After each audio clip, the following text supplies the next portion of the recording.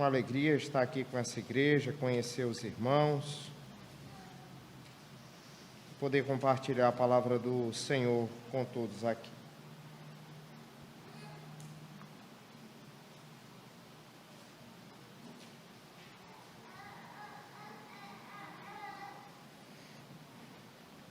Provérbios capítulo 1, versículo 1 ao versículo 7.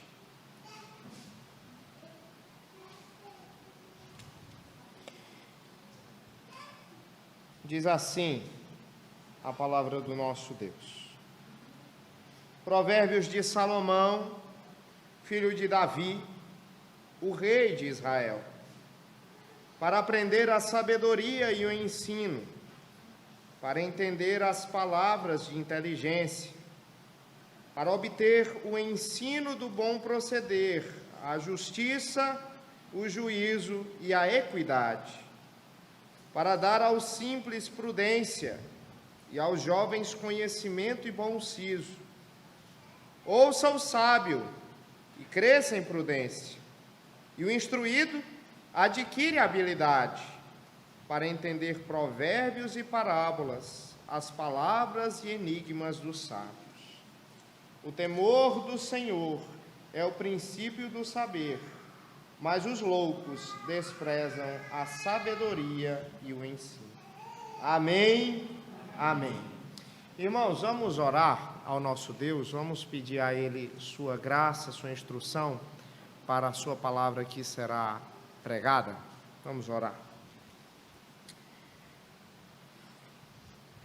Senhor nosso Deus, Deus dos céus e da terra, nós nos achegamos a Ti, Senhor, com ações de graças, e por isso, ó Deus, nós declaramos a Ti, hosana nas maiores alturas. Também, Senhor, nós nos achegamos a Ti com súplicas, em especial nós suplicamos que o Senhor fale agora aos nossos corações, por Teu Espírito, conforme a Tua palavra for pregada. Dá-nos ouvidos para ouvir, Senhor. Dá-nos ouvidos para ouvir a Tua palavra sendo pregada. Que nós possamos, ó Deus, encontrar o Cristo ressurreto e glorioso nesta pregação, à medida que o Teu Santo Espírito confirma a Tua palavra em nossos corações. Oramos que seja assim, da Tua vontade, em nome de Jesus e para a glória de Jesus. Amém. Amém, Senhor. Nós vivemos numa cultura de escolhas. Frequentemente nós estamos tomando decisões. Isso já é uma grande mudança, se você levar em consideração até há alguns séculos atrás. Por exemplo, provavelmente se você vivesse há 1, 2, 3 séculos atrás, possivelmente do ponto de vista humano, você não estaria casado com a pessoa que você está casado hoje. Por quê? Porque isso era uma escolha de seus pais.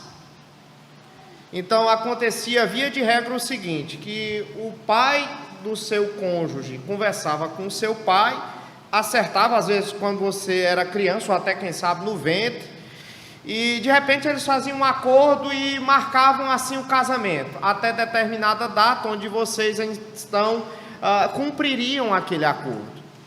Entende? Então, hoje em dia não é desse jeito. Outro exemplo, muito provavelmente, se você vivesse há 1, 2 ou 3 séculos atrás, você não faria o que hoje talvez você faz. Por quê? Porque isso era uma convenção social. A sociedade dizia mais ou menos o seguinte: filho de alfaiate, alfaiate é. Filho de agricultor, agricultor é. Filho de médico, médico é. E assim sucessivamente. Mas hoje não. Hoje, irmãos, os nossos pais e a sociedade onde nós vivemos tem influência sobre nós, mas essa influência ela não é determinante, de tal maneira que nós venhamos a casar com as pessoas que os nossos pais, porventura, têm preferência, ou fazer aquilo que, porventura, os nossos pais fazem em suas profissões. Hoje nós tomamos determinadas decisões que, algum tempo atrás, talvez nós não faríamos. Então, meu ponto é o seguinte: frequentemente nós estamos tomando decisões. Nós tomamos decisões sobre o que estudar, nós tomamos decisões sobre o que vestir, nós tomamos decisões sobre com quem casar, para onde viajar, o que investir, o que divertir e assim sucessivamente. E de alguma maneira, isso é algo muito recorrente em nossas vidas. E eis aí o meu ponto: frequentemente, por conta dessas tomadas de decisões, nós nos vemos em meio a dilemas. Frequentemente, por conta dessa suposta liberdade que nós temos de fazer escolhas, de tomar decisões, nós estamos envoltos a questionamentos, a dilemas, a perguntas. E quem sabe hoje à noite é o seu caso. Hoje à noite você veio para cá, para a igreja, e você talvez esteja se perguntando assim: jovem, o que é que eu vou fazer da minha vida? Que faculdade eu vou cursar? Eu vou fazer enfermagem? Eu vou fazer direito? Eu vou fazer administração? Sei lá, vou fazer moda? O que eu vou fazer da minha vida? Talvez esse seja o seu questionamento. Talvez hoje seu questionamento não seja esse, jovens. Talvez seu questionamento seja outro. Seu questionamento ou seja talvez esse. Talvez você esteja perguntando: eu devo me casar mesmo com essa pessoa, ou eu devo terminar o relacionamento? Talvez essa seja a sua pergunta. Ou quem sabe hoje, meu irmão, você está aqui, minha irmã, e o seu questionamento é outro. Talvez hoje seu questionamento seja mais ou menos esse assim. Talvez você esteja se perguntando: será se eu devo sair do meu emprego, montar o meu próprio negócio, ou será se eu devo continuar esperando alguma coisa melhor acontecer dentro do ramo que eu estou? Entende? Frequentemente nós estamos fazendo uma série de decisões, e essas decisões, elas são muito importantes para a nossa vida. Se você fizer boas decisões, se você tomar boas medidas para a sua vida, então a sua vida poderá ser uma vida assim, uma vida muito agradável. Mas se você tomar más decisões, se você ponderar errado, se você pensar errado e escolher errado, então a sua vida vai correr um sério risco de sofrer muitas coisas ruins. Então você tem que ter muito cuidado. Eu não sei quantos de vocês já foram em São Paulo, como eu já fui muitas vezes. E eu não sei quantos de vocês já tiveram a oportunidade de dirigir em São Paulo. Eu também já dirigi em São Paulo. E é o seguinte: se você dirige lá em São Paulo e você erra uma bifurcação, meu amigo, para você conseguir voltar para o rumo, para chegar na hora correta do seu compromisso, olha, vai ser difícil. Se você chega lá numa bifurcação onde é para você entrar para a direita, e em vez de você entrar para a direita, você entra para a esquerda, talvez, a depender do lugar, você vai gastar 30, 40 minutos, 1 hora para conseguir um retorno para aquele lugar. E aí seu compromisso, aí não vai mais dar certo, ele vai ser comprometido. Na vida da gente é assim também. Na vida da gente é cheia de bifurcações.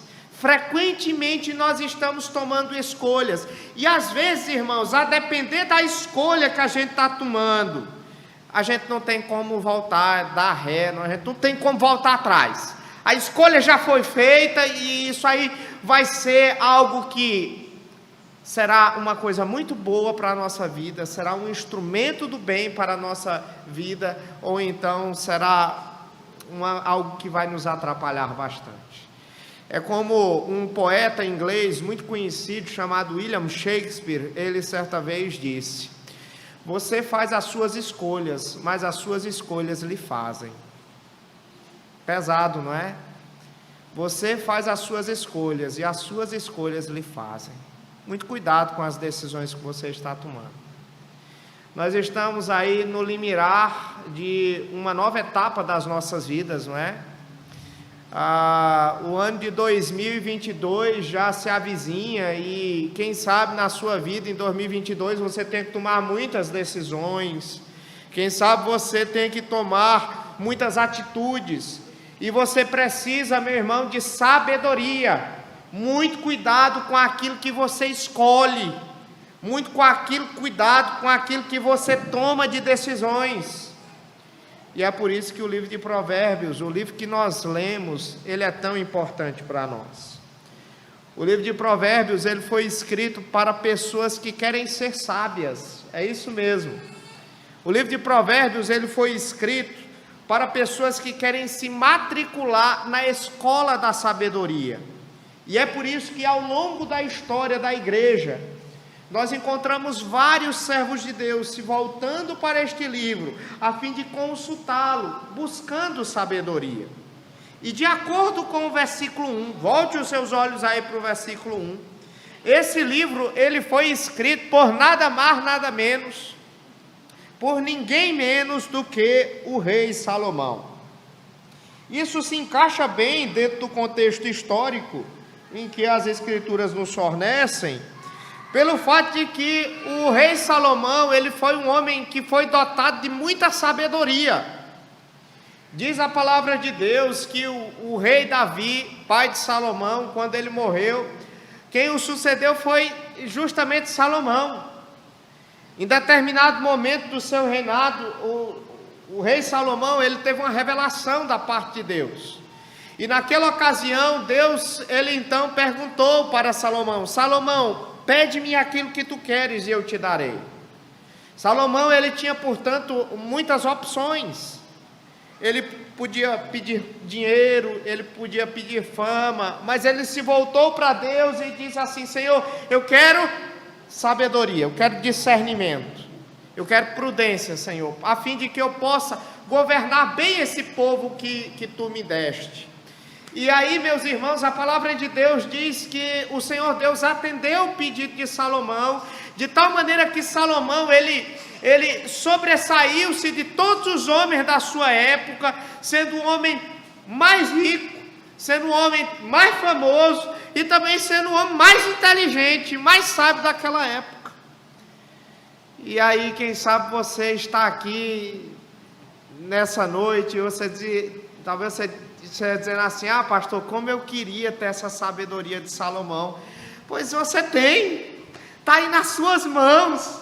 A sabedoria que Deus deu a Salomão, ela está aqui para nós, dada a nós. Salomão, ele escreveu esse livro cheio de sabedoria para nós, a fim de que nós possamos nos tornar sábios. Isso está muito claro nos versículos 2 a 4, volte seus olhos aí para o versículo 2 e 4, aí nesses 3 versículos, versículo 2 a 4, você vai encontrar os 2 propósitos pelos quais Salomão ele escreveu esse livro. 2 propósitos apenas ele tinha quando escreveu esse livro. O primeiro deles está no versículo 2 e 3, e o segundo está no versículo 4. Veja o primeiro propósito. Versículo 2 e 3, diz assim, eu estou lendo aqui, irmãos, uma versão que não é uma versão que vocês estão utilizando, talvez, mas eu vou ler e os irmãos acompanhem, por favor. Diz assim: para aprender a sabedoria e o ensino, para entender as palavras de inteligência, para obter o ensino do bom proceder, a justiça, o juízo e a equidade. Então, em outras palavras, para que foi que Salomão escreveu esse texto? Para que foi que ele escreveu esse livro? De acordo com esses 2 versículos aqui, Salomão, ele escreveu esse texto com o objetivo de nos ensinar como o mundo funciona.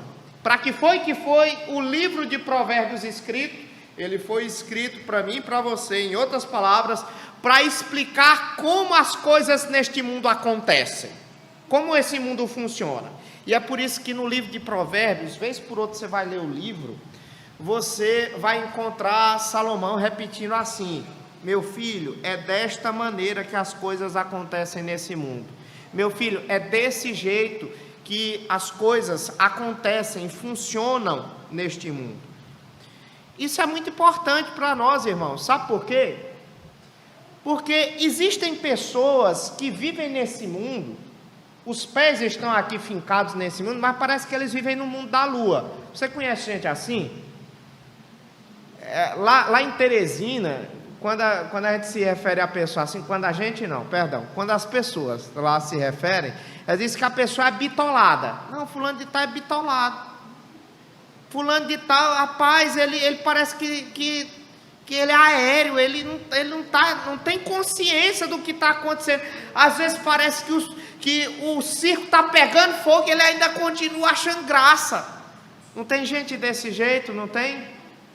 Não tem gente assim, que quer viver no mundo ideal e se esquece de que está vivendo no mundo real? Não tem gente desse jeito? Pois bem, esse livro, ele foi escrito para ensinar as pessoas a viverem de acordo com como o mundo funciona. Pelo menos aqui nesses 2 primeiros versículos, a mostrar para mim e para você como esse mundo funciona. É assim e assim outro que o mundo funciona, não é? Então a gente precisa ter consciência, sem dúvida nenhuma, de como o mundo funciona. Essa é a primeira razão. A segunda razão está no versículo de número 4. Veja só, a segunda razão pela qual esse livro foi escrito. Veja só, versículo 4. Olha só: para dar aos simples prudência e aos jovens conhecimento e bom siso. De acordo com Salomão, o segundo propósito pelo qual esse livro foi escrito foi ensinar as pessoas a como viver nesse mundo. O primeiro propósito é dizer como esse mundo funciona, e o segundo propósito é como você vive nesse mundo, que você aprendeu a entender como é que ele funciona. Então, o propósito primeiro é um propósito expositivo, é um propósito descritivo, é dizer, olha, o mundo é assim. E o segundo propósito é, haja assim, porque o mundo funciona desse jeito, então haja desse jeito.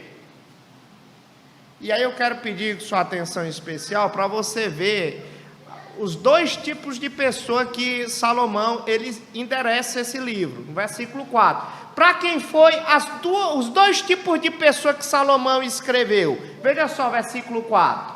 Para quem foi? Diz aí o texto que foi para os simples e aos jovens. Eu não sei se aí a palavra é simples e jovens na versão de vocês. Essa palavra simples é a palavra ingênuo, tá? E isso aqui é um paralelismo. A ideia aqui é que a pessoa simples, ou seja, ingênuo e jovem, são sinônimos. Porque, via de regra, o jovem, ele não é sábio. Tá, me desculpa, tá? Mas é a verdade. O jovem muitas vezes pensa que é sábio. Ele se acha sábio, mas ele não é, ele é um tolo. Por quê? Por que ele é um tolo? Muitas vezes.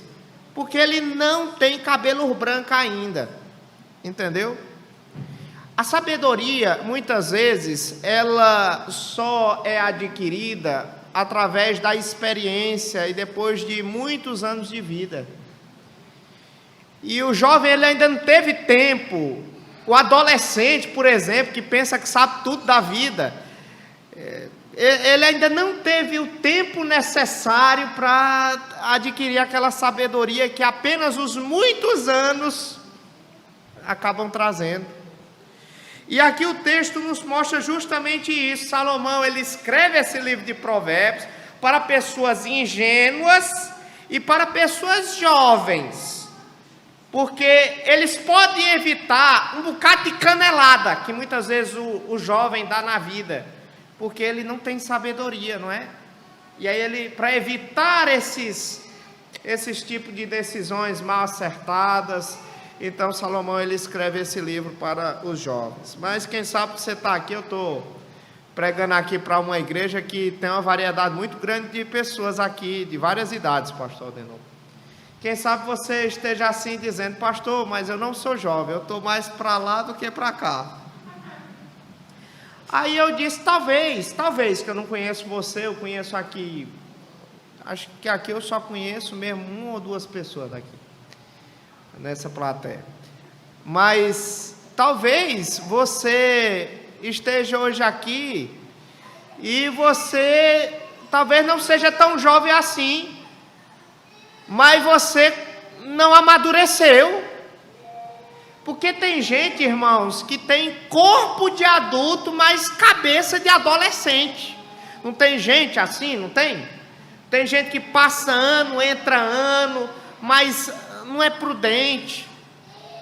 Vive fazendo provocação em rede social. Não tem gente assim.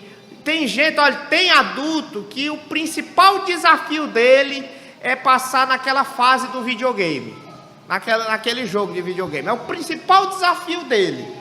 Não é? Tem gente assim. E aí esse livro, meu irmão, se esse for o seu caso, é para você. Que cresceu, certo? Mas não amadureceu. Você é um adulto infantil. Esse livro serve para você. Aí talvez hoje você esteja dizendo: não, pastor, mas não é o meu caso não. Pastor, eu não sou jovem, mas também eu não sou um adulto infantil. Mas esse livro é para você também. Veja só o versículo de número 5. Veja só. Diz aí o versículo 5. Ouça o sábio e cresça em prudência, e o instruído adquira habilidade para entender provérbios e parábolas, as palavras e os enigmas dos sábios. O texto aqui está dizendo o seguinte: olha, você é sábio, você é uma pessoa que se acha instruída, não é? Pois então escute o que eu tenho a lhe dizer. Ou seja, esse texto aqui é para adolescente, esse texto é para jovem, esse texto é para adulto infantil, é para adulto maduro, é para o sábio, é para o ancião. É para você, irmão, que mesmo que você seja a pessoa mais sábia do mundo, você sempre tem alguma coisa a mais para aprender. Você nunca vai aprender tudo, entendeu? A gente está toda hora aprendendo, irmãos. Nós precisamos de sabedoria da parte de Deus, para que nós possamos lidar com os muitos dilemas que muitas vezes a vida nos assalta. A grande pergunta que fica nesse momento é: mas biblicamente, o que é sabedoria? Bem, existe uma maneira pela qual nós podemos definir biblicamente o que é sabedoria. Uma das maneiras pelas quais nós podemos definir o que é uma palavra, por exemplo, o que é sabedoria? Sabedoria é uma palavra, não é? Uma das maneiras pelas quais nós podemos definir o que é sabedoria dentro de um texto da palavra de Deus é olhando os sinônimos dessa palavra dentro do próprio texto, entendeu?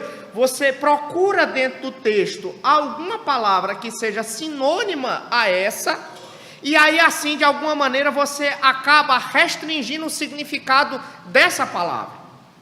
Por exemplo, volte os seus olhos aí para o versículo de número 2. A última palavra do versículo 2, pelo menos na minha versão, é uma palavra que é sinônima de sabedoria. Qual é a última palavra aí do versículo 2 do seu texto? Qual é? Inteligência. Pronto, a minha também, inteligência. O que é inteligência aqui? A inteligência, essa palavra aqui, é uma palavra hebraica, que o nome dela é biná. Biná que é traduzido por inteligência. O que é biná? Biná, ela significa notar diferenças, ver distinções sutis, certo? Aquelas distinções que as pessoas não costumam ver. Deixa eu dar um exemplo que talvez possa compreender melhor você. Você já assistiu aqueles filmes de suspense em que as pessoas elas estão em volta a uma cena de um crime e aí elas só conseguem cogitar uma, no máximo duas possibilidades a respeito daquele crime, de como aquele crime aconteceu.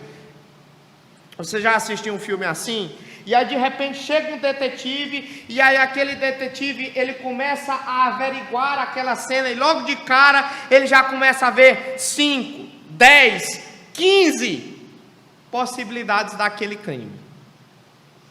É isso que a palavra biná aqui significa. A pessoa sábia, ela consegue enxergar aquilo que as outras pessoas não conseguem enxergar. Ela consegue captar aquilo que outras pessoas não conseguem captar. Essa palavra, portanto, ela poderia ser traduzida também, uma outra possibilidade dela ser traduzida, poderia ser, por exemplo, discernimento. O que é uma pessoa sábia? É uma pessoa que tem discernimento. É isso que aqui a palavra está significando, certo? É a capacidade, portanto, de distinguir distinções, diferenças, que as pessoas em comum, geralmente, elas não enxergam. Então, sabedoria, em primeiro lugar, é isso. Em segundo lugar, o que é sabedoria? Tem uma outra palavra aí no versículo 4. Você tem uma palavra aí no versículo 4. Eu vou ler aqui o meu texto. Não sei qual é a palavra que aparece aí na sua tradução. Mas Salomão diz que escreveu esse livro, no versículo 4, para dar aos simples prudência. Eu não sei se é essa palavra que tem aí, é prudência também? Muito bem. O que é a palavra prudência? O que é que significa a palavra prudência? Prudência é alguém que age com sensatez. É alguém que age com ponderação. É alguém que não age assim, intempestivamente. Não tem gente assim que não pensa antes de agir? Não tem gente desse jeito? Não tem gente assim que faz o que dá na telha? Não tem gente desse jeito, não é? Então você tem que ter prudência, discernimento, inclusive para tomar a decisão certa, na hora certa, porque às vezes é o seguinte: você tomou a decisão certa, mas na hora errada. Você tem que ser prudente. Às vezes você fez a coisa certa, mas na hora errada. Dá uma ilustração aqui para você. Por exemplo, todos vocês aqui, ou quase todos vocês aqui, vão dirigir em uma rodovia um dia. Eu vivo fazendo viagens, eu vivo dirigindo em rodovias. E assim, é uma coisa que a gente precisa fazer quando a gente está dirigindo, é fazer ultrapassagens. Não tem jeito. Tem jeito. A não ser que você queira adiar bastante a sua viagem, né? Mas via de regra, você vez por outra vai ter, por exemplo, que ultrapassar um carro, você vai ter que ultrapassar um caminhão, vai ter que atravessar uma carreta. E esses aí são os mais difíceis, viu, meus irmãos? Então, de um jeito ou de outro, você vai ter que ultrapassar, tá? A grande questão não é se você vai ter que ultrapassar ou não, mas quando você for ultrapassar. Porque é o seguinte: se você ultrapassar na hora errada, a sua vida vai estar comprometida. Você corre sérios riscos de não chegar no seu destino. Então, quando é que você vai, portanto, fazer ultrapassagem? Como é que você toma decisões para fazer boas ultrapassagens? Isso acontece através justamente da prudência. É você saber como você deve agir, com sensatez, com ponderação, e é isso que acontece na nossa vida. Deixa eu dar um exemplo mais prático. Já aconteceu com você aquilo que aconteceu comigo várias vezes, de estar aconselhando alguém ou estar conversando com alguém, e você tem certeza que aquela pessoa ela está errada, que o que ela está falando ali não tem nada a ver, que ela não está falando coisa com coisa, que você, com base na palavra de Deus e com base na sua experiência, no conhecimento do caso, você tem certeza que a pessoa está agindo errada? Já aconteceu isso com você? E aí você fica naquele dilema de você dizer assim: será se eu falo ou será se eu fico calado? Já aconteceu com você isso? Eu várias vezes, irmãos, quando eu estou tomando conselhos com as pessoas, ou quando eu estou aconselhando pessoas, e aí eu fico nesse dilema: rapaz, será se eu falo agora? Será se eu não falo? Deixa a sua Bíblia marcada aqui e abra, por favor, a sua Bíblia em Provérbios, no capítulo 26. E aí eu vou pedir a ajuda de vocês com a versão que vocês têm mesmo, tá? Para que vocês possam me ajudar. Provérbios 26, versículo 4. Eu quero que a congregação, por favor, faça essa leitura em uma só voz. Por favor, veja só. Eu falo ou não falo? Essa é a questão. Veja só o que é que a Bíblia recomenda. No versículo 4, Provérbios 26, versículo 4. Leia. Não.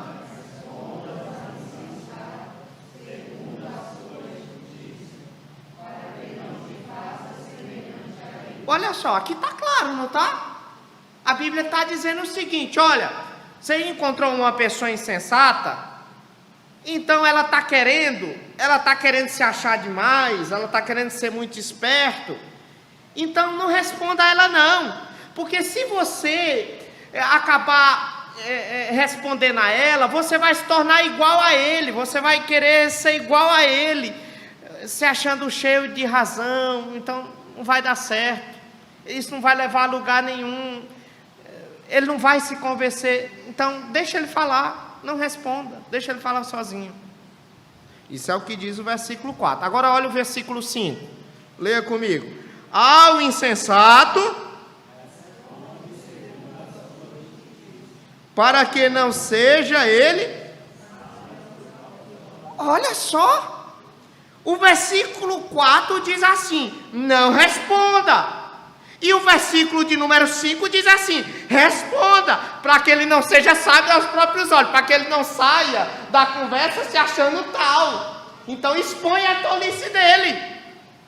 Pastor, o que é isso, pastor? Pelo amor de Deus. Isso é uma contradição? Não, não é uma contradição, não. De maneira alguma, a Bíblia não se contradiz. A Bíblia é a perfeita, inerrante, inspirada palavra de Deus.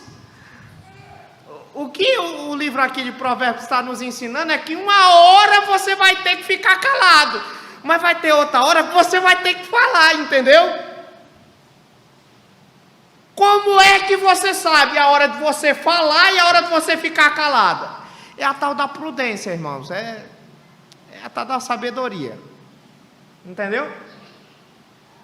Porque tem hora de falar e tem hora de ficar calado. Tem hora para tudo, entendeu? Então essa é a realidade que o texto da palavra de Deus nos mostra, não é? A grande pergunta que fica para nós, então, eu poderia continuar aqui, mas vou logo direto ao ponto. O que é sabedoria, afinal de contas? Tem um estudioso do Antigo Testamento, a gente não concorda com muita coisa daquilo que ele diz, mas ele foi muito feliz quando ele definiu aquilo que era sabedoria. O nome dele é Gerard von Rath. Ele resumiu da seguinte maneira: ele disse que, de acordo com a Bíblia, a sabedoria, abre aspas, é uma competência com respeito a como a vida realmente funciona no mundo que Deus criou em meio às suas complexidades.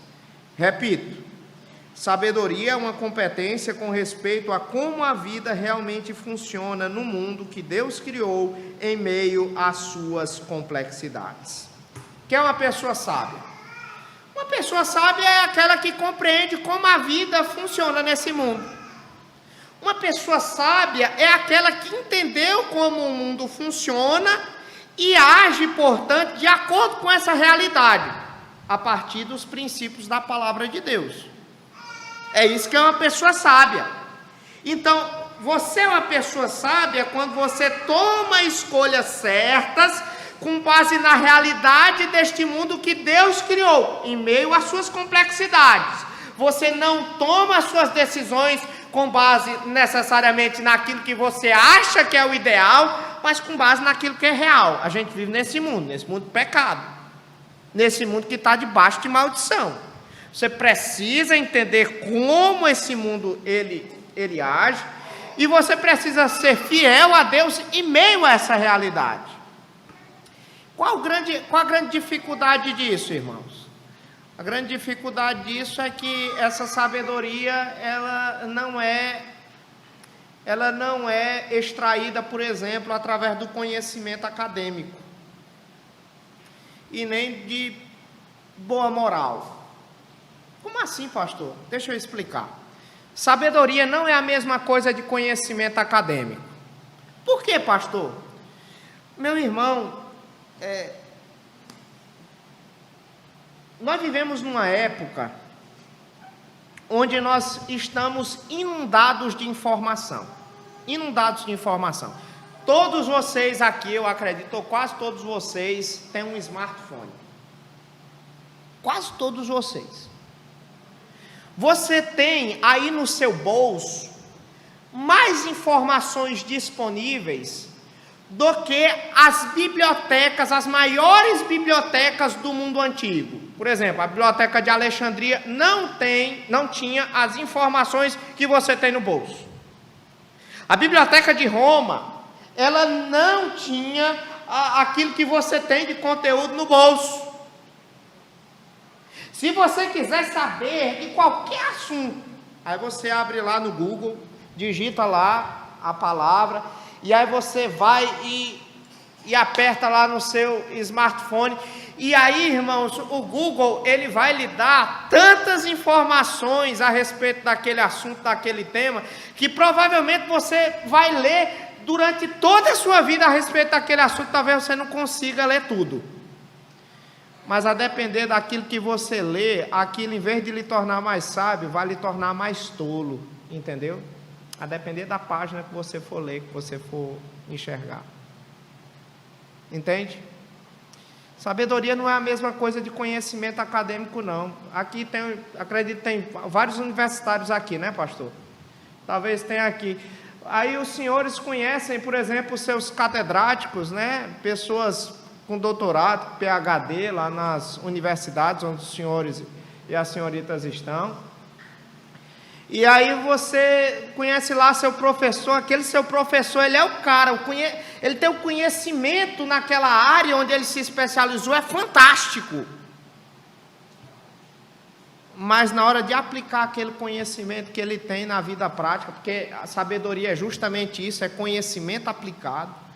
Na hora de aplicar aquele conhecimento na vida é um desastre. A família está em frangalho, esse professor já dá terceiro casamento, os filhos estão aí no crime, nas drogas. O indivíduo ele tem o doutorado em área tal, mas ele está quebrado, está endividado, entendeu? A vida está toda bagunçada.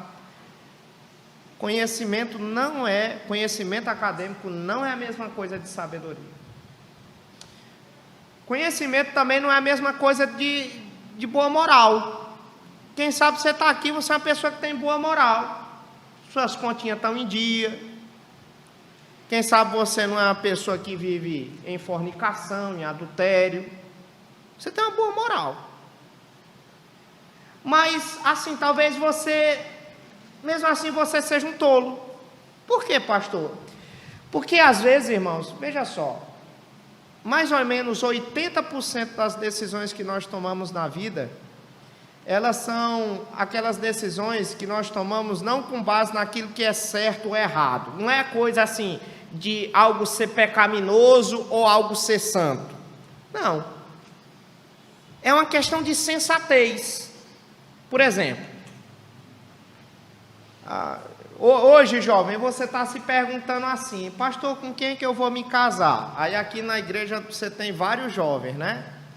Então você tem várias opções aqui na igreja para se casar, certo? Você tem várias opções. E nessas opções que você tem, certo? Você pode casar com A, com B, com C. E nenhuma dessas moças aqui é pecado você casar com ela. Mas assim, se você casar errado, meu irmão, isso vai ser difícil. Porque talvez a realidade dessa irmã, ela não se adeque à sua, assim. Outro exemplo. É pecado, por exemplo, você fazer medicina? É pecado? Não é pecado. Você fez um Enem. Aí você passou para medicina, você pode fazer medicina ou você pode fazer direito. Não é pecado fazer nenhum dos dois. Mas se você escolheu errado, se aquilo não se adequa à sua realidade, à sua constituição, aí você está com um futuro comprometido. Entendeu? Deus deu uma vocação para você e você precisa reconhecer essa vocação. Ou é médico ou é advogado.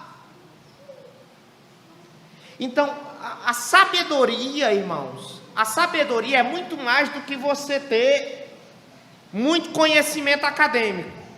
E é muito mais do que você ter uma boa moral. Você pode ter uma boa moral, mas mesmo assim você ser uma pessoa tola. Porque a sabedoria é saber usar o conhecimento e a prudência na prática.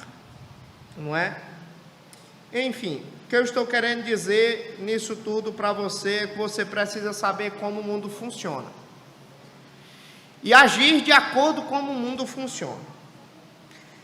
Porque se você não agir de acordo com como o mundo funciona, com base na realidade, eu não estou dizendo seguir a multidão, não estou dizendo nada disso. Mas se você deve entender como Deus criou esse mundo e agir de acordo com esse mundo, se você não agir dessa maneira, você vai sofrer na vida. Uma prova disso está, volte seus olhos aí para o capítulo 1 de Provérbios, por favor. Volte seus olhos aí para o versículo 32. Veja só o que é que a Bíblia fala a respeito dos problemas terríveis que as pessoas que não têm sabedoria, elas enfrentarão na vida. Veja só. Diz aqui o texto, que os nécios são mortos por seu desvio, e os loucos, a sua impressão de bem-estar os leva à perdição. Diz aqui o texto da palavra de Deus que a pessoa que não tem sabedoria, ela vai ser morta. Meus irmãos, olha que coisa terrível. Isso não é uma questão necessariamente de felicidade, por mais que a felicidade seja uma coisa importante, isso é uma questão de vida ou morte. Se você não for sábio, se você não tomar decisões sábias na vida, você vai morrer, e isso vai ser terrível. E aí a pergunta que talvez você esteja fazendo nesse momento é: pastor, como é que eu sei se eu sou uma pessoa sábia ou se eu sou uma pessoa tola? Como é que eu sei que eu sou uma pessoa prudente ou não? Como é que eu sei se eu sou uma biná, um sábio, ou se eu sou outra coisa? A resposta está aí no próprio versículo 32. Qual é as duas formas que Salomão chama a pessoa que não é sábia? Olha aí no versículo 32. Ele diz que as pessoas que não são sábias são de dois tipos. Em primeiro lugar, qual é? Os nécios. Eu não sei se está assim na sua Bíblia. Leia aí para mim, por favor. Leia aí, versículo 32. Leiamos. Leiamos, irmãos, os nécios.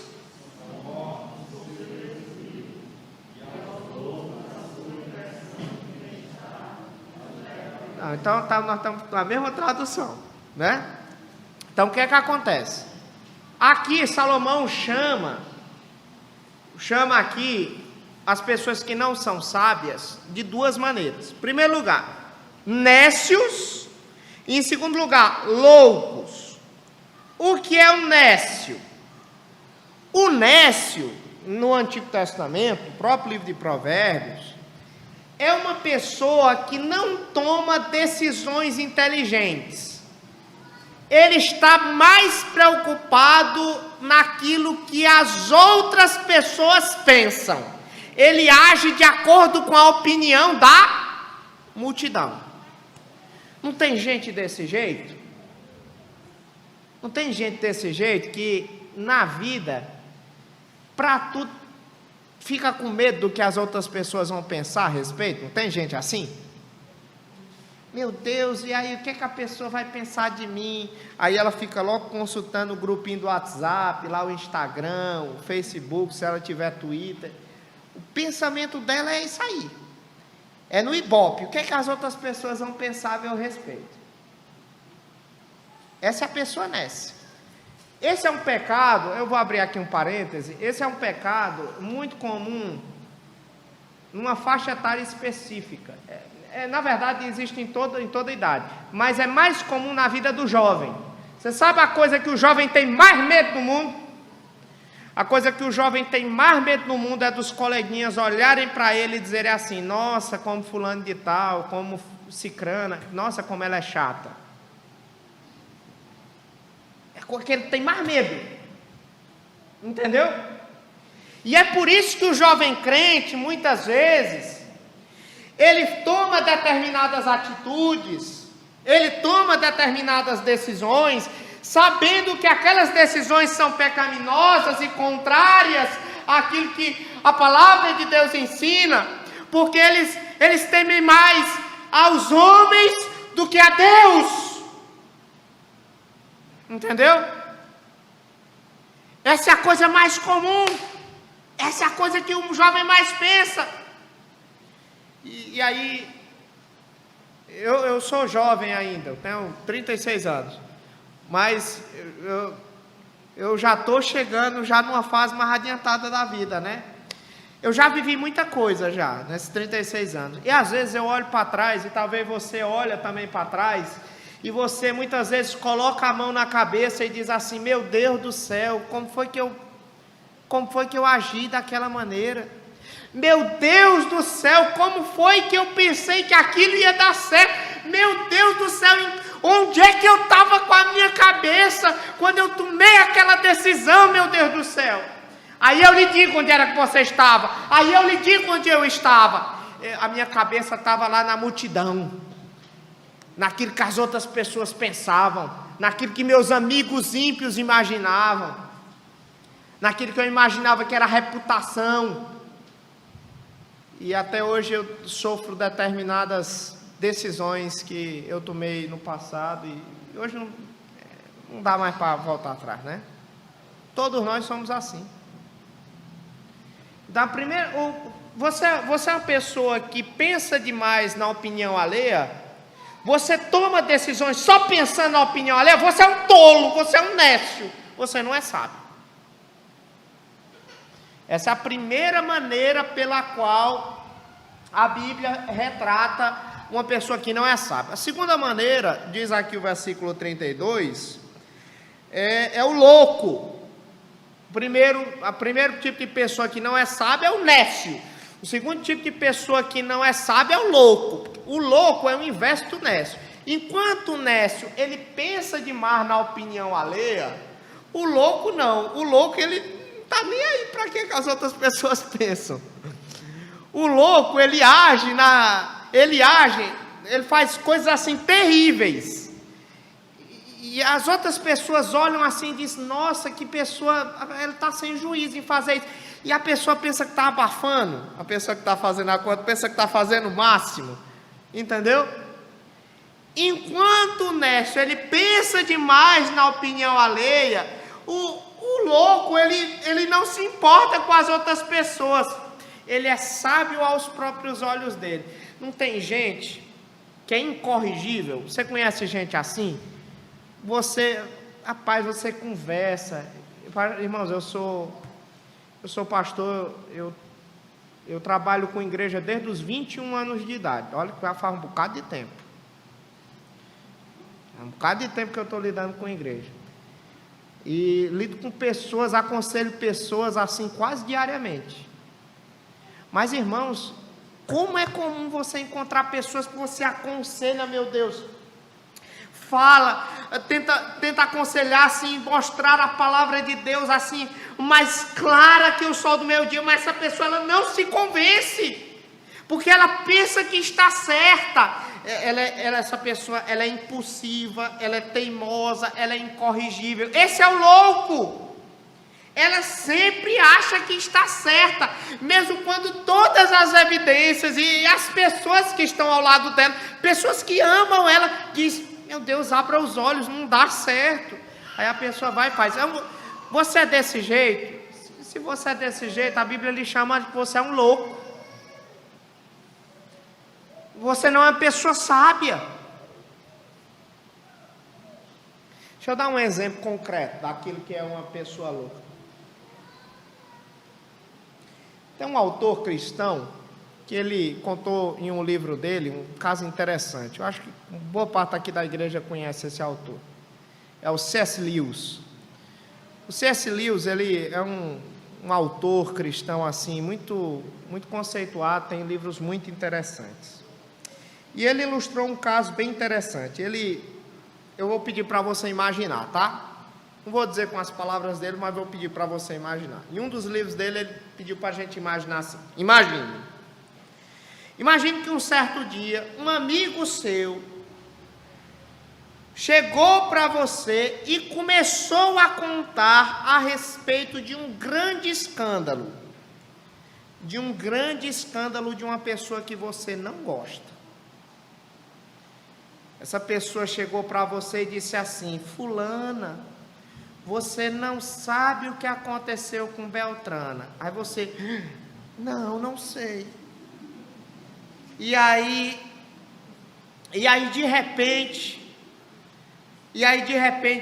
aí sua amiga disse assim: olha, pois eu vou lhe contar, olha, aconteceu isso e isso e isso, mas olha, não conte para ninguém. Aí você: nossa, imagina, é só para a gente orar, né? À medida em que a pessoa conta aquilo ali, você no fundo está dizendo assim: é verdade, eu nunca confiei nela, ela nunca me enganou, eu não gostava das atitudes dela, ainda bem que agora todo mundo vai saber quem é ela. Todo mundo vai saber. Imagine isso. Aí acontece que uma semana depois, essa mesma amiga sua, que lhe contou esse caso, chegou para você e diz assim: fulana, você lembra daquele caso da Beltrana que eu falei semana passada? Lembra disso? Você disse: lembra, estou até orando ainda. E aí ela diz assim: pois é, mulher, é o seguinte, eu queria lhe falar que aquilo tudo que eu disse a respeito dela é um equívoco, não é verdade. Na verdade, aquilo que eu lhe disse a respeito dela foi um caso, foi um boato, foi a respeito de outra pessoa, me confundi, me desculpe, olha, não pense nisso, foi um equívoco. Aí nesse ponto, C.S. Lewis diz que você tem uma escolha para fazer. Você pode até não perceber, mas você tem uma escolha a fazer. Por um lado, você pode dizer assim: graças a Deus que eu estava errada, e essa pessoa que eu pensei que era má, não é má assim, como eu imaginava. Se você seguir esse ponto, tudo bem. Mas você pode também ter uma outra atitude. Você pode começar a se sentir desapontado e dizer assim: não, essa pessoa é assim mesmo.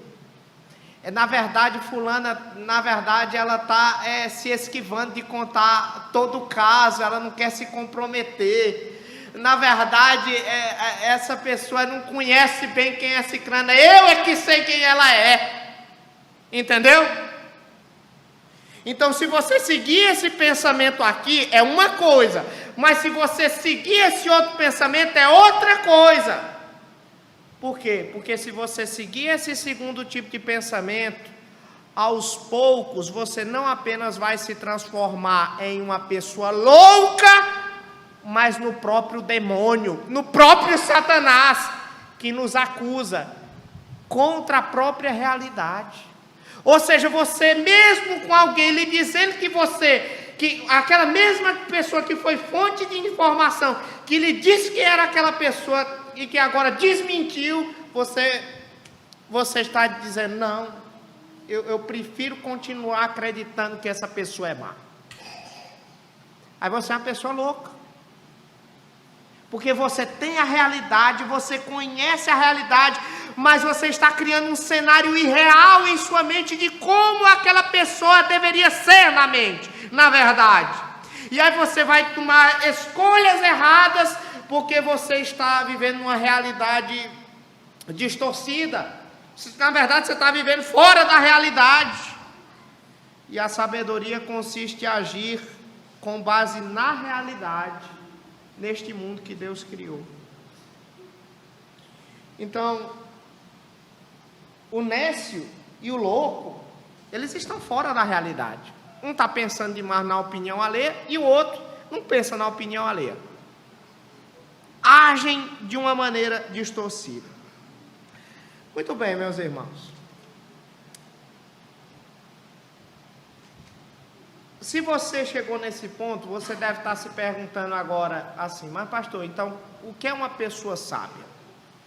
Essa é uma resposta complexa. Mas eu gostaria de, nessa noite, eu já estou indo para o meu final do meu sermão, eu queria dar hoje para você o primeiro princípio, o primeiro passo para você ser uma pessoa sábia. Está aí no versículo 7. E aí eu encerro por aqui. Veja só. Como é que você se torna uma pessoa sábia? E aí eu encerro. Leia comigo, por favor.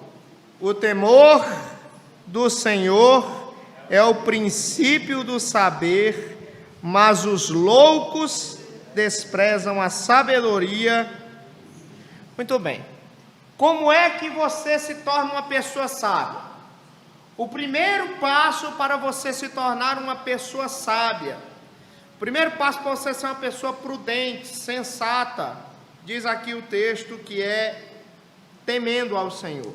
O texto aqui começa dizendo, o temor do Senhor é o princípio do saber. Tá, isso é um pouco estranho para a maioria das pessoas. Nós somos todos nordestinos, aqui eu sou um nordestino do interior mesmo, né? Eu sou cearense. E eu digo que isso é um pouco estranho, porque da cultura de onde eu vim, todo temor foi encarado como negativo. O meu avô dizia isso, né? O meu avô, ele dizia assim, olha, você não pode ter medo de nada. Meu avô dizia demais isso para mim. Porque na mente do meu avô, meu saudoso avô,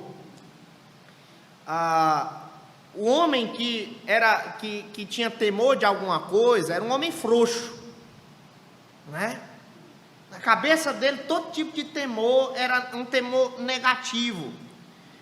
Mas a Bíblia não acha que todo temor é negativo, não. Existe um temor negativo, é verdade, mas existe um temor positivo. O temor negativo é aquele temor, certo? De alguém chegar até você e te bater, te machucar, te condenar, dizer alguma coisa que é inverdade a seu respeito. Esse é o temor negativo. Mas existe um temor positivo, que é esse o temor positivo que a Bíblia está falando aqui em Provérbios 1, versículo 7. É o temor que nasce da admiração. Deixa eu dar um exemplo aqui para vocês. Eu admiro, desde muito tempo atrás, um pastor da nossa igreja, um grande teólogo da nossa igreja. Esse pastor, eu conheci o trabalho dele por volta do ano 2001. Eu li um livro dele sobre o Espírito Santo, um folheto, na verdade, sobre o Espírito Santo. Aquilo, assim, me falou tanto quando eu era adolescente a respeito daquilo ali, e eu comecei a estudar teologia e tal. E E eu comecei a assistir, pelo menos ouvir as pregações dele, mesmo naquela época sendo difícil, internet e tudo mais. Mas eu comecei a acompanhar, mesmo que de longe, o ministério dele. Até que eu tive o privilégio de conhecer esse pastor no ano de 2003, quando eu morava no Instituto Bíblico do Norte, na cidade de Garanhuns. Eu estudava lá. E esse pastor foi passar um dia lá conosco, dando palestras a respeito das viagens missionárias e das estratégias missionárias do apóstolo Paulo. Foram palestras pela manhã, à tarde, à noite, assim, foram banquetes espirituais, que eu até hoje me recordo, assim, a respeito de muita coisa que aprendi naquele dia. E aí eu me recordo que à noite, quando terminou a programação, aí esse pastor, ele ficou lá, assim, na capela do IBN, conversando com várias pessoas, cumprimentando elas, autografando livros, tal. E sabe, eu naquele dia que eu passei com ele, vendo as pregações, os estudos dele, eu admirei mais ele. Aí eu fiquei lá no último banco, lá no fundo, no último canto. Terminou as palestras, eu ficava só observando ele de longe, assim, pregando e falando com as pessoas. E aí, depois que ele falou com todo mundo, aí ele foi em direção à porta da capela.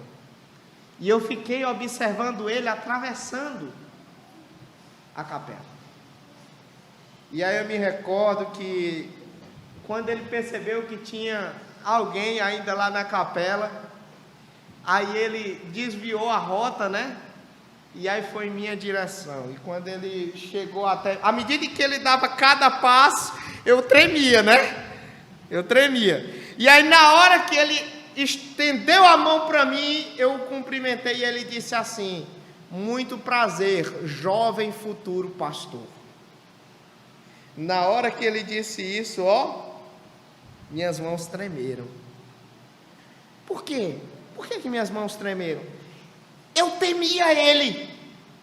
Eu não temia ele no sentido assim, de que ele pudesse me machucar. Ele não ia me machucar.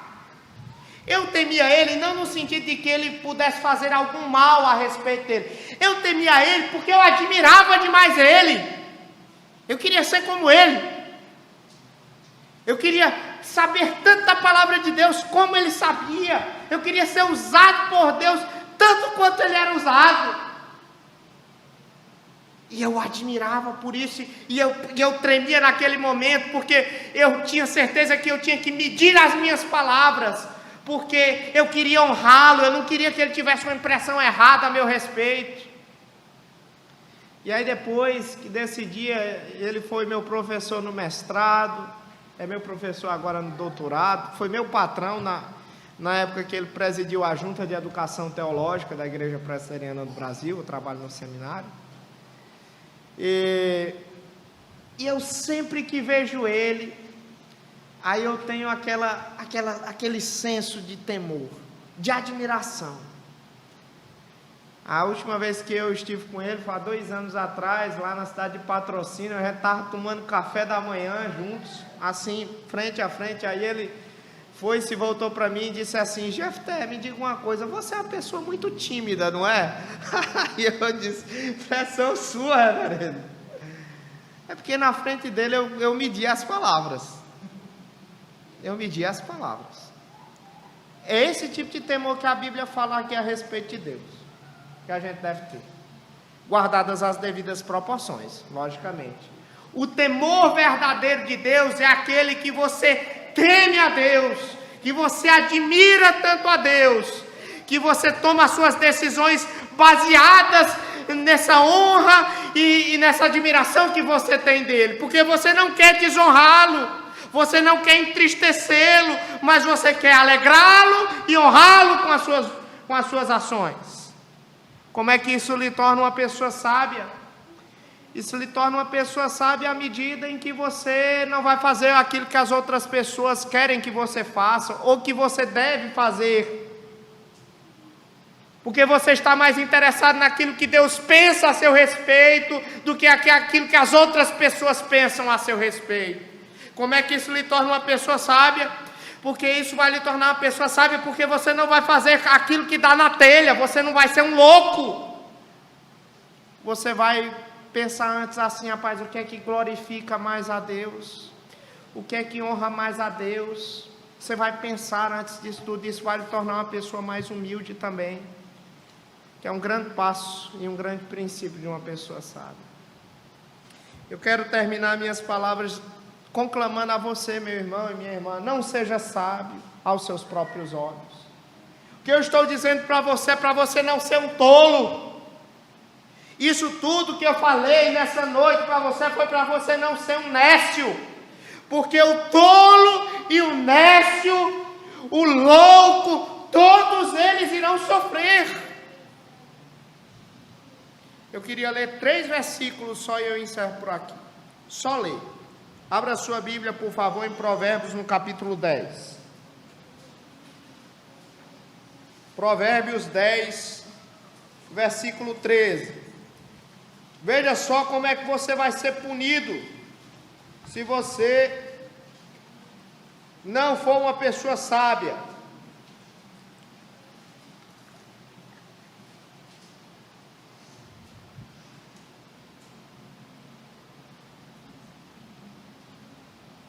Veja só, leia comigo. Provérbios 10, versículo 13. Leia. Nos lábios do prudente se acha, mas a vara... Você já apanhou de vara alguma vez na sua vida? A Bíblia está dizendo aqui que a vara é para as costas da pessoa que não é sábia. Você vai apanhar na vida, se você não for uma pessoa sábia. Você vai sofrer demais. Passe a página aí, por favor. Vá para Provérbios no capítulo 14, versículo 3.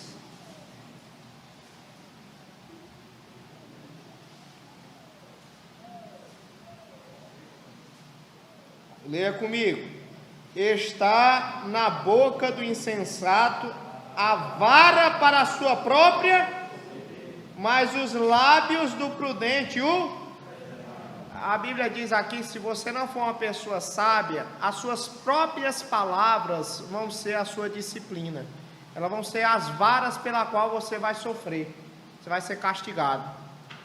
Porque a pessoa que é tola, ela é precipitada no falar. Ela vai ser pega naquilo que ela disse. Você vai sofrer. Muito cuidado, se você for uma pessoa que não é sábia, muito cuidado com aquilo que você fala. Você vai sofrer bastante. Em último lugar, Provérbios 26, versículo 3.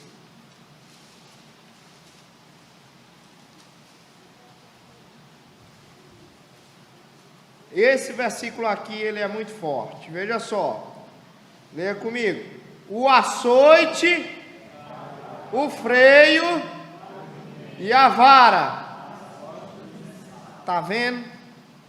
O texto de Provérbios aqui nos fala a respeito várias vezes, nos adverte várias vezes, que os tolos, as pessoas que não são sábias, elas estão sempre sendo punidas por causa da sua tolice. Elas estão sempre sendo pessoas sofridas por causa daquilo que elas mesmas fazem, por aquilo que elas mesmas dizem. Então, se você não for uma pessoa sábia, você vai ser açoitado com varas, você apanhará. Qual é o problema disso? O problema disso, irmãos, é que a Bíblia nos mostra de uma maneira muito clara que todos nós somos naturalmente tolos. Ou nós somos nécios, ou nós somos loucos. 50% da humanidade é nécia, e a outra 50% da humanidade é louca. 50% da humanidade age pensando na opinião alheia, e os outros 50% agem pensando apenas em si mesmo, nos seus próprios pensamentos. Acham que são sábios aos próprios olhos. E é por isso, irmãos, que tantas vezes Nós tomamos escolhas erradas na vida. E é por isso que tantas vezes nós sofremos por causa daquilo que fizemos, por causa daquilo que falamos, por causa do nosso proceder. Mas aqui é que entra o Evangelho. Jesus Cristo, Ele é a sabedoria de Deus. Isso é fantástico. Eu não vou ler com você aqui, mas eu queria pedir para que você chegasse em sua casa e lesse um texto da palavra de Deus antes de dormir. Você lesse em sua casa o texto de Provérbios no capítulo 8. E lá em Provérbios no capítulo 8 você verá que a sabedoria de Deus não é uma abstração. Você perceberá que a sabedoria de Deus não é um conceito. A sabedoria de Deus é uma pessoa. E aí você chega lá no prólogo do Evangelho de João, lá no capítulo 1 de João, você vai ver que o Senhor Jesus Cristo, Ele é chamado de o Verbo de Deus, o Logos de Deus, a sabedoria de Deus. A sabedoria de Deus é uma pessoa, a sabedoria de Deus é Jesus. Que o Evangelho diz que no final da sua vida, Ele assumiu o nosso lugar. O Evangelho fala que Ele tomou lá na cruz do Calvário o lugar dos tolos. Lá na cruz do Calvário, Ele tomou o lugar do nécio. Ele tomou o lugar do louco. E Ele lá na cruz do Calvário, Ele não apenas apanhou de vara. Ele foi crucificado no madeiro pelos nossos pecados. Ele sofreu o flagelo que eu e você merecíamos. Eu louco, eu nécio. Ele sofreu aquilo que eu deveria sofrer por causa da minha tolice, por causa da minha loucura. E é por isso que agora eu tenho esse entendimento, que eu admiro tanto, que eu temo tanto a Ele, porque eu sei que era para mim ter morrido naquele lugar, era para mim ter morrido lá naquele madeiro, mas Ele mesmo sendo sábio, Ele veio para tomar o meu lugar e morrer no meu lugar.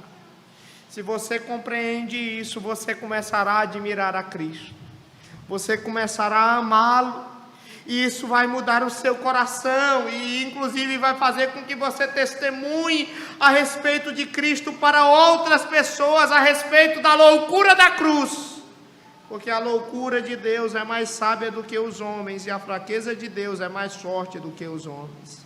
E aí quando você fizer isso, os loucos, eles se transformarão em sábios para a glória de Deus. Vamos orar, meus irmãos.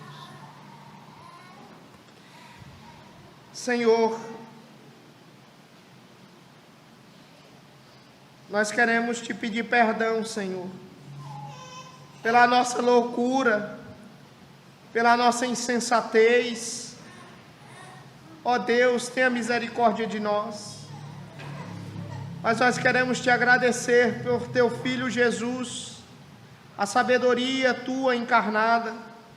Muito obrigado, ó Deus, porque o teu Filho, em quem todos os tesouros do conhecimento e da sabedoria estão escondidos, veio até nós, se encarnou e morreu na cruz do Calvário em nosso lugar.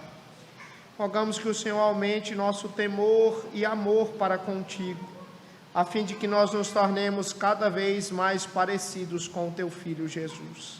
E é assim que nós te pedimos e desde já te agradecemos no nome dele. Amém, Senhor. Amém. Deus abençoe, meus amados.